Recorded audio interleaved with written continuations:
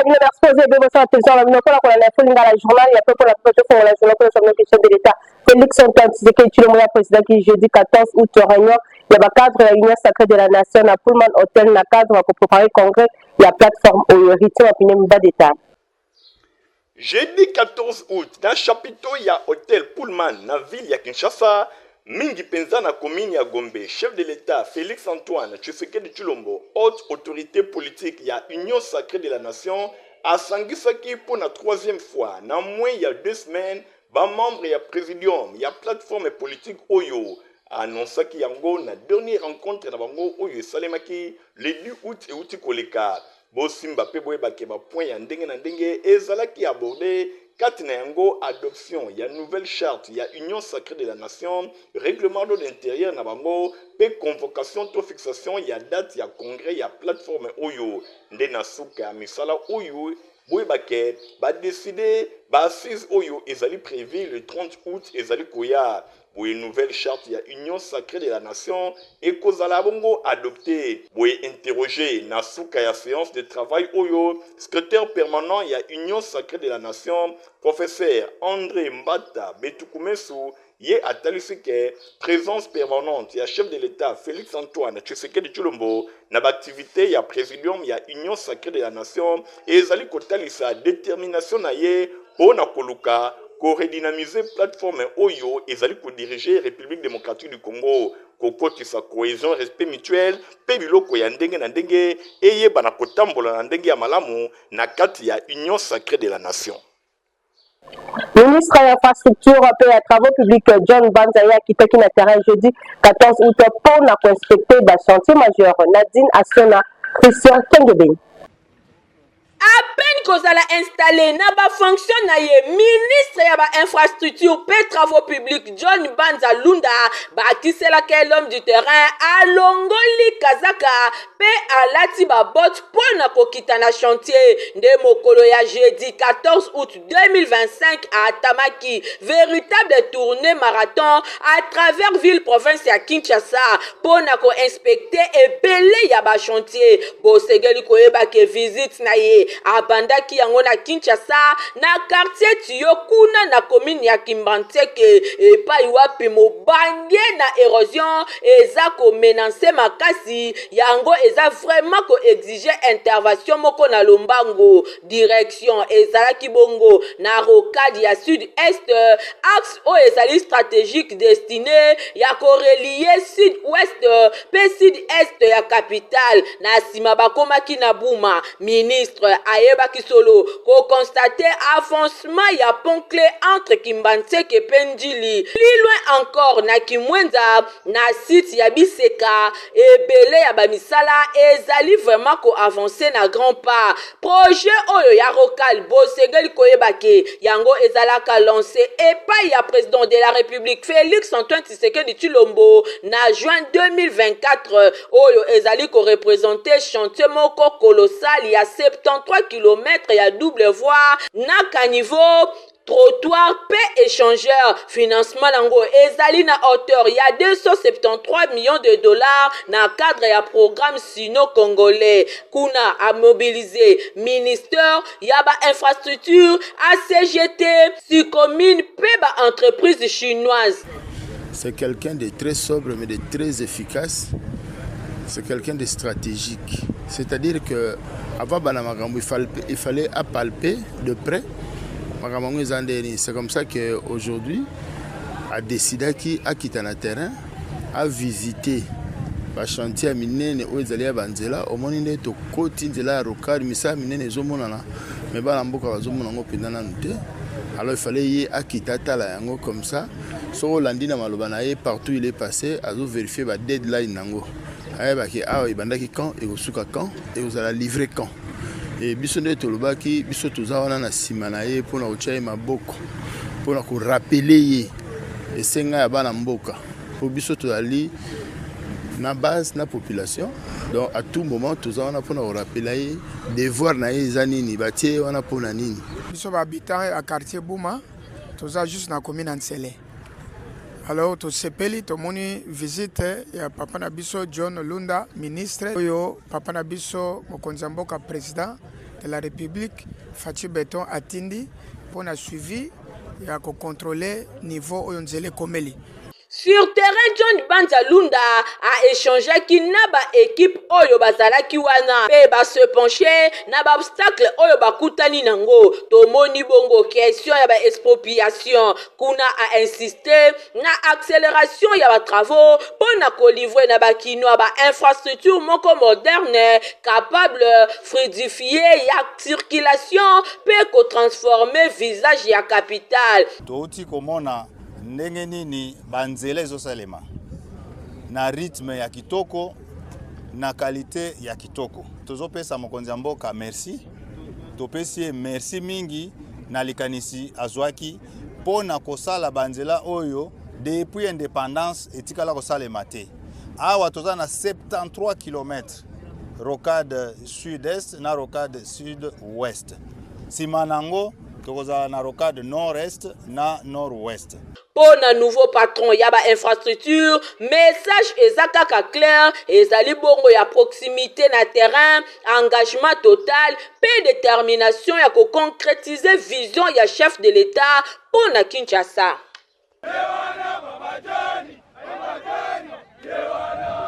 Président national ya Union Congolaise iko na mokuse professeur Daniel Mukoko Samba ya lancaki misala ya kuinstaller cabine ya courant na Mbanza Ngungu na Congo Central na nzela ya honorable Efremi Sumbu. Héritier Mapindemi Fabrice Lundondo. Bana ya Mbanza Ngungu na province ya Congo Central bapambolami mingi penza na cadre ya kotia lotiliki kuna enfin ke ba poche ya molili eye bana kosila vice-premier ministre pe ministre en charge ya économie nationale professeur Dr Daniel Mukoko Samba azali ko confirmer toujours engagement na ye en faveur ya développement na communauté locale. Mercredi 13 août 2025, l'intermédiaire ya député national Efremi Sumbu ye a lancé officiellement misala ya installation ya cabine électrique oyo eko permettre pour na ko électrifier quartier Loma 1 ndamanz quartier Loma 1 na Mbanza Ngungu na province ya Congo Central. Bosimba ke lancement oyo ezalaki très salué et pa ya population ya Mbanza Ngungu na province ya Congo Central. Bango nyonso batondisami na esengo bazali kosepela na misala kitoko pe ya malonga oyo vice-premier ministre pe ministre en charge ya économie nationale professeur Dr Daniel Mukoko Samba azali kosala na fief électoral na ye. Lancement oyo epesaki esengo na ndenge ya kosakana te ndenge kaka bino moko bozali komona.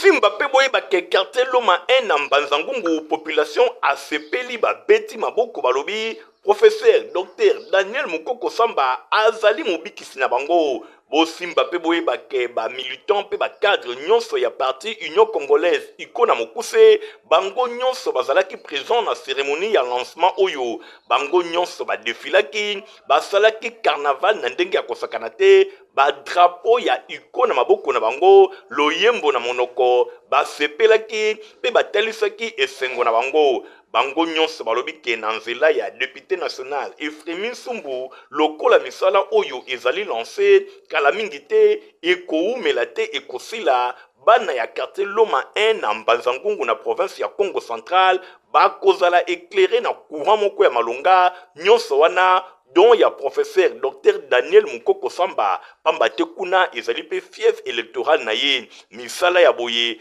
ezangaka te kobota mbuma. Nani ya kondima professeur Dr Daniel Mukoko Samba te na Mbanza Ngungu na province ya Congo Central pamba te ya boye etikala kozala te. Bana ya Mbanza Ngungu balobi basalaki choix kitoko esengeli babuka katango nyonso mbuma na yango ezali boye.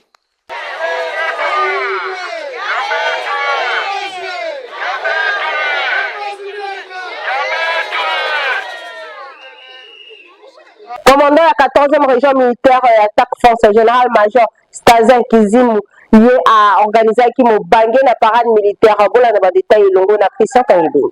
Si ana mutu na binote que ata jour moko na ndoto ngai na kokende na M23 lokuta Na nsima ya kozonga na mboka après séjour médical na ye na étranger na ordre ya hiérarchie, commandant ya 14e région militaire pe commandant ya task force ya ville ya Kinshasa, général-major Stazin Kazimu Mbuyu aprésidaki parade moko ya kafu na intention ya belema ya unité oyo pe ya bataillon ya PM oyo ya état-major task force ezwami na aéroport ya Ndolo.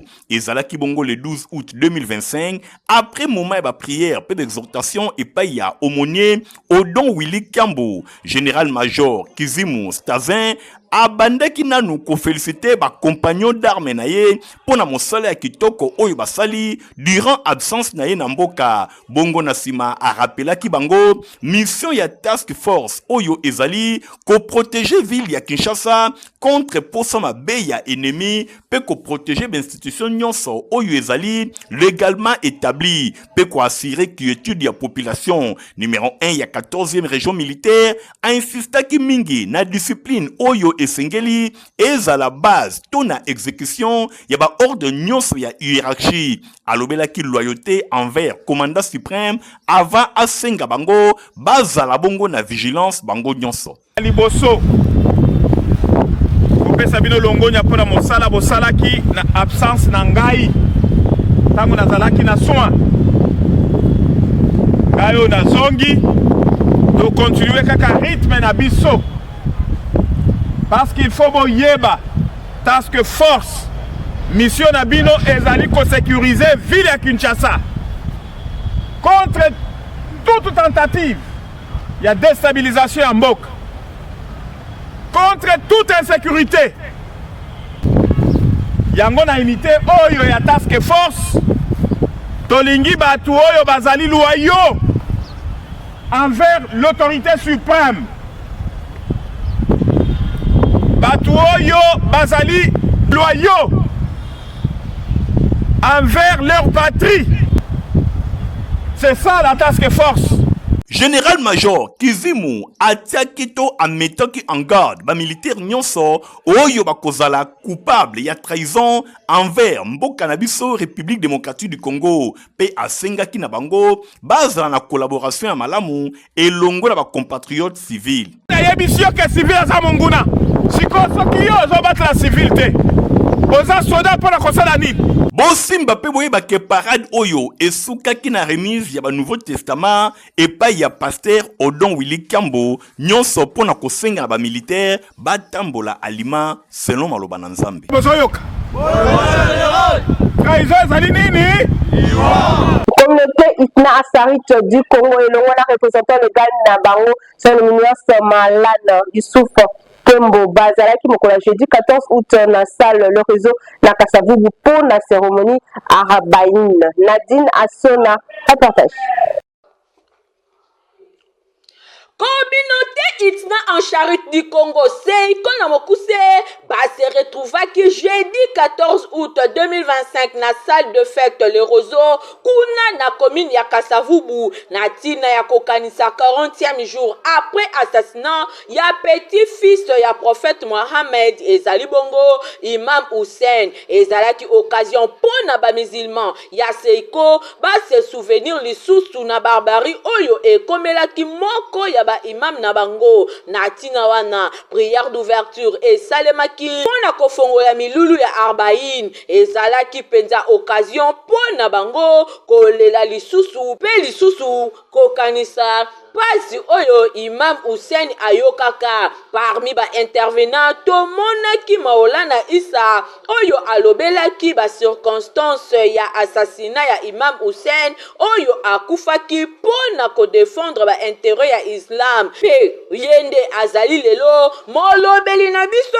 epa ya Allah pona Maolana Rajabu oyo azalaki intervenant ya mibale ye atalisaki ba musulman ba memorizaka ba événement nyonso ya Islam surtout bandeko basi bazalaka pe associé na oyo nyonso elekaka na Islam pona ye Imam Hussein azali mwinda pe lobiko pamba te alingaki trahison te. Troisième intervenant ezalaki ye moko représentant légal ya Seiko son éminence Maolana Maolana Yusuf Kembo oyo alobelaki likambo etali kondima to pe foi na mozindo alobelaki ba musulman nyonso ba perdaka kondima te ata ba difficulté eleki ebele ba mipesaka tango nyonso na losambo ndakisa ya Imam Hussein oyo lelo azali considéré lokola maître ya ba martyr po aboyaki humiliation nde na suka ya nyonso Maolana Ibrahim asalaki résumé ya 40 na micro ya Info Lingala. événement monene na monde entier sika nyonso bato bazali ko célébrer yango donc mission de Congo bao bazali na ko célébrer yango pona kolakisa mawana tozoka bolango na bango po Imam Sadi Kabati nini bolamu ya Nzambe zali tuma wa Nzambe ekozala nini rahma Nzambe ekozala banani epai ba oba okabola mawana biso. Na sima bango nyonso batalisaki sentiment ya pasi na kotangisaka mai na miso po na pasi oyo ekomelaka Imam Hussein. Na commune ya Masine na mikolo oyo utikoleka kolera na kolela eza kosakana te pour route abattoir na Petro Congo hôtel de ville abuki banda kunyasa oyo eza penepene ya makadama po na kobongisa nzela monene. Michael Bristo to ba detail. L'état de mokonzi, l'état kufaka na ete ata bambula eleki. Tozali awa na avenue Mama Mobutu. Oyo yebani mingi na kombo ya route abattoir na Masine na Petro Congo. Bato bayiba mabele ya l'état. Bapusana ti penepene ya makadama. Toyebi te soki bamonaki balimite ya mapango na bango ezalaka miketo nini. Mulunge elekaki tellement Papa John nda bandaka système alobi liboso na ngai espace ya monene ezali. Napusa na mti pene makadam natala na msoki ba jour eleki soki eloko ne kosalema. Ba moi eleka l'état lobaka na yelo côté mbala moko mama Thérèse pa alobi akobuka na te alobi Papa John na pusaki ngai pe na tikala tente enta yepe apusa batu nyonso pe bakoti na système ndenge kaka balobaka mabuka na daya nzela ezalaka monene ekonda après plusieurs années lelo ndenge boza komona lokola l'état kufaka te na projet na ye ko désenclaver pe ko fongola nzela pour na combattre embouteillage pour ekoma konyokola population na ndenge kozakana te botala ndenge banze kitaki sur place. Pas de pitié veut dire mawezate. Eza kobuka nyonso plus de 10 mètres à makadam nyonso eza kolala. Onda kuya étage, o maison commerciale, onda kuya basoso, ndaku ya bangulu, panneau publicitaire. Nyonso eza kobuka na eza kolala na se. Botala neti mama oyo batikali se yolela loboko na litama bazo constater se ba dégâts. Baloba nini misusu basengi mo dérogation, bapesa bango mo quelques jours avant bazobe ya bango makambo. Lokola bandako étage oyo pe université c'est promade. Ah oui, balobaka la loi et Dieu mais reste la loi. Pasi na motema kasi letende mokonzi bozo mayele. Toyota wa selekali éducation pour la institut technique de météorologie ITEMAT ndolo baza ko faire l'inscription pour l'année scolaire 2025-2026. Pour assurer éducation ya mwana ne garantir malonga moboti nyonso alengelaka yogelenge lokoyo Institut technique de météorologie aviation et télécommunication ITEMAT ndolo na mokuse afongoli porte na ba inscription oyo eza kosalema ofele veut dire gratuite pour l'année scolaire 2025-2026. Et kaka ozwa déjà formulaire na yo kitoko pe okomisa mwana na yo kobanda na classe ya 7e ti na 6e des humanités. Bana nyonso oyo basilisi primaire ITEMAT ndolo eza kozela bino moboti kozela te kuna ba section eza ebele aviation civile, électricité générale, mécanique générale, pe électronique oyo bokozwa na kati 3 options mokoka lokola radio transmission, commutation pe électronique industrielle. Mwana ye moko kaka sala choix na ye formation de affaires ya ITEMAT oyo esalaka ke soki mwana asilisi awa akoki komonte misala na ye moko kitoko to akoki déjà kotravailler na ma entreprise en tant que vrai technicien. Ba professeur awa kale na ndenge ya nyama welisa inscription eza ofele Samedi 19 juillet 2025 à partir ya ngonga ya 7h. Premier test d'admission Pe deuxième test ekosalema samedi 23 août 2025 kaka na ngonga ya 7h. okanisi esili tanta ITEMAT ekanisi bino bato oyo bolingaka kokubisa formation pratique na technique. Osilisa na yo déjà classe kala kasi olingi o renforcer pratique na yo kitoko, batieli bino centre de formation à courte durée na ba domaine oyo électricité automobile, installation des centres solaires. Oye kolandenge nini ba installaka ba panneau solaire ata ozana ba province mosika masolo aweza kofungama kitoko koyekola kitoko. Informatique, théorie na pratique nyonso ezali avec balabo na bango moko ekuba na pointe esilite. Réseau et maintenance électronique awa bokoyekola rebobinage, système embarqué, vidéosurveillance, bacours ya anglais pesa kopesama. Tango ya koyekola pe okoma utile na société eleki nanu te. Bolekaka deja na babiro ya Itemat Ndolo oyo somi na kati ya Istandolo, avenue Aérodrome numéro 3930, quartier Ndolo na commune ya Barumbu. Itemat Ndolo, mfumu ya formation technique.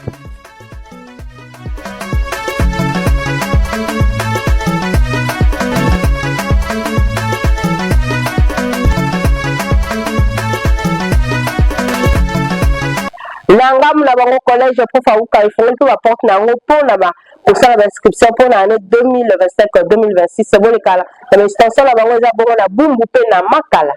Mosungi ya baparent aye lisusu ndenge kaka amesana makambo ya sika yangoyo ebandi pona année scolaire 2025-2026 pona collège Prof Awuka elongona yemoko le promoteur John Awuka Moma le grand baoba oyo alingaka bana bino batanga kitoko aye lisusu na ba surprise ebele. J'ai bien dit ba surprise ebele bosimba na cycle maternel de 3 à 5 ans aye na makambo ebele kasi misolo eza na yango moke toza pe na primaire na collège Prof Awuka kobanda na première année tu na 6e année apa wana tozali pe na éducation de base de 7e à 8e yaboye etikala kozala te kaka na collège Prof Awuka ba parents bayoki balobi collège Prof Awuka nde mosungi na bango na collège Prof Awuka enseignement eza vraiment ya qualité malgré Minerval eza nango ya moke prix ya Nyampoul pe ya Gratana kasi enseignement ekuba. Papa, mama, yoka kitoko, kobanga kitoko ya bâtiment oyo ekuba te. Nyonso, to Minerval, ezali à la portée na bino nyonso. Kasi mwana akoki kotanga na ndenge ya kitoko. B'inscription, eza nango ya ofele. Esi ebandaki deja. Ezali kosalema chaque jour de 8h à 16h. Okotuna ngai, collège Prof Awuka ezwami wapi. Yoka bien, kanga adresse oyo. Collège Prof Awuka ezwami na commune ya Bumbu mingi penza na avenue Luyeye numéro 9A na route Elengesa pene ya Wenze ya likolo ya Makala. Mosusu pe ezwami na avenue Nkolo numéro 36 pene ya Le Destin topé na direction ya Souci MM. Enseignement ezali vraiment ya qualité pour ba enseignants bazali très qualifié. John Awuka Moma le grand baoba azali kosangisa expérience elongo na jeunesse. Kuna pe ba classe ezali bien aéré ba salle de classe ba condition kaka ndenge UNESCO azali kosepela. Kuna vraiment ba condition ya kitoko kasi Minerval ya muke ndenge moko promoteur John Awuka Moma le grand baoba alobi. Sengi kaka na boti bo ya na 40,000 bona primaire, 45,000 bona maternelle, pe 48,000 bona 7 na 8e. Wana ezali ba compte oyo tolingi kozala ngo posa na ebandeli ya année scolaire qui les 30 septembre peut être biso to faire fonctionner école. Bosimba pe boyeba ke wana ezali a compte kasi ba monta misusu etikali ba parents bo bangate e kozala discuter na mois d'octobre mingi penza na début na yango entre comité de gestion ya collège Prof Awuka et longo na ba parents e kozala na yango eloko moke kaka ndenge amesana. Na collège Prof Awuka ba élève basalaka ba visite guidée bisika ebele po na kofongola ba mémoire na bango. Papa, mama, na misolo muke mwana atangi kitoko pe asilisi na mystique ya fourmi po azala utile na société. Bosimba ke ba notable ya lobby ya RDC bakobima awa, ba lauréat babimaka awa. Collège Prof Awuka yende mosungi ya bana. Collège Prof Awuka yende champion. L'inscription ya kokoba se kokoba na complexe scolaire mo pemba 1 à 2 école ya fondation na Rombo kuna boke ni ko inscrire na 19 commune ya Kiseso. Ozali moboti ya mwana kasi yende beki na yo ya lobi ondimi kitoko po ezala boye yoka bien po na éducation ya kitoko pe ya qualité koluka mosika te ezali kaka pene na yo. Fondation Nero Mbungu yango nde ezali ko répondre na souci ya ba parents ndeko po na année scolaire 2025-2026 oyo ezali ko fongola ba porte na mois de septembre. Yoka po na complexe scolaire Mama Pemba école ya Fondation Nero Mbungu ekomi mibale ya liboso ezwami na avenue Bantandu numéro 44 quartier Bikanga na commune ya Kisenso. Ya mibale yoka ya sika eye nyonso kaka pona bana batanga kitoko yoka bien yango pe ezali ko fongola ba porte na yango déjà na rentrée scolaire ya mois de septembre. Yango ezwami wapi avenue Mwanga numéro 11 na quartier de la Paix toujours na commune ya Kisenso frontière ya commune na Matete. Pour na inscription ya année scolaire 2025-2026 bokende na Lombango pour na kokomisa bana na bino kobanda lundi kino mokolo ya samedi ba bureau ezali déjà kofungwama ba section to ba option oyo ezali organisé toza na maternelle de 3 à 5 ans toza na primaire pe toza pe na éducation de base de 7e à 8e toza pe na latin philo sciences pédagogie générale commerciale et gestion coupe couture mécanique générale électricité construction pe électronique pour na oyo etali ba pratique ba atelier pe ba laboratoire et kuba pe ya qualité supérieure toza na atelier ya mécanique électricité construction commerciale et informatique coupe couture pe électronique nyonso wana côté pratique vanda kimia ba école ebele ba yaka awadi cadeau signé Fondation Nero Mbungu bongo pona oyo etali ba salle de classe bo bangate ba condition ezali vraiment ya kitoko ba salle ya minene ba salle bien aérée ba condition hygiénique et kuba ba banc kitoko pe ba enseignant vraiment ya qualité ba lauréat ba bimaka awa complexe scolaire Mama Pemba ya Fondation Nero Mbungu poto na RDC poto na Kinshasa pe poto na commune ya Kisenso esika enseignement ya qualité ezali kopesama ezalaka mosika te bana kini pe ya RDC cadeau kitoko yango yo pona bana na bino. Merci honorable Nero Mbungu mwabanga moyo pona cadeau kitoko opesi na bilenge oyo ezali vraiment bato ya ITB kokolo bosambarke ebele polobi ba notable ya RDC bakobima awa ya boye omona wapi tomona te kaka na banga moyo epai ya Fondation Nero Mbungu epai wapi elengi eye pona bana batanga kitoko pe enseignement ya qualité ko banga monene ya babatima te ko banga kitoko na yango te pe enseignement ya qualité ko banga te kasi Minerval ezali à la portée ya moto nyonso po Fondation Nero Mbungu aza na souci bana ya RDC batanga kitoko boya ebele bokosepela boza déjà akosepela poto molonga pour la bana ya mieza kotika pe mukolo koko mena yango pisaka santé ya kitoko. Protivap encore et toujours. Oyo mama bituna tuna ayeba kateti lero apesa mwana ye bire. Ebe na santé kitoko boye. Olesaka ye nini? Aliaka Protivap. Soka ba mama nyonso batimbe ya Protivap poto kitoko pona ba bébé pro. Mama soma ye. Mwana na ngai depuis abanda kolia akoli boye. Aliaka kaka Protivap. Protivap.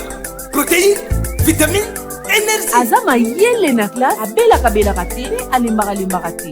Ba maman, félicitations à vos connaissances. Protivap, facile à digérer et nourrissant. Ezana, protéines, vitamines et énergie. Hey, bébé nayo kitoko ninyo esakaye. Ba ba ingakango, santé kitoko nzoto makasi. Matemi disa, mama de samana. Sukana mbimbi, oye sukana mbimbi. Protivap, pro bébé pro. Produit par Chris SARL. Nous allons communiquer, il y a avis de recherche de la lecture. Famille Lokombo Biloko, colonel Kabanga, pe lieutenant colonel Kalese Chombo, bazali koyebisa na bandeko baninga pe bayebani ke depuis mokolo ya lundi 11 août 2025 mwana bango ya 11 ans na kombo ya mbwa ya Rose ye abungaki kasi ye ayebi koloba malamu te na tina wana basengi na moto nyonso oyo akomona ye adepose ye na bureau ya la police oyo ezwami penepene to pe lisusu badepose ye na baadresse oyo Avenue Boleko numéro 12, quartier Matonge na commune ya Kalamu. Avenue Kabongo numéro 10, na Camp Kokolo, na Camp des officiers. Topé na Lemba Foire, Avenue Lubudi numéro 70. Boye topé, bakoke lisusu kobenga na numéro ya Info Lingala journal ya peuple pona peuple oyo ezali affiché na écran na bino. Boye libota batalefike, lifuti to récompense ezali réservé na moto nyonso oyo akomona mwana na bango ya 11 ans na kombo ya mbwa ya Rose. Bozalaki ebele mpona kolanda info lingala ya journal pe mpona peuple nazalaki na esengo ya kopresente ya bilango soki bosepelaki osa merci na Igor Ntingi Matomina azalaki na nsima ya kamera. Concours rédactionnel ya Nadine Asona Muyala héritier mapinde na superviseur ki journal au montage esengaki epai ya Francis Kanza Lokoka pe Christian Kengebeni ngala bino topesana rendez-vous mokolo ezali koya. Au revoir.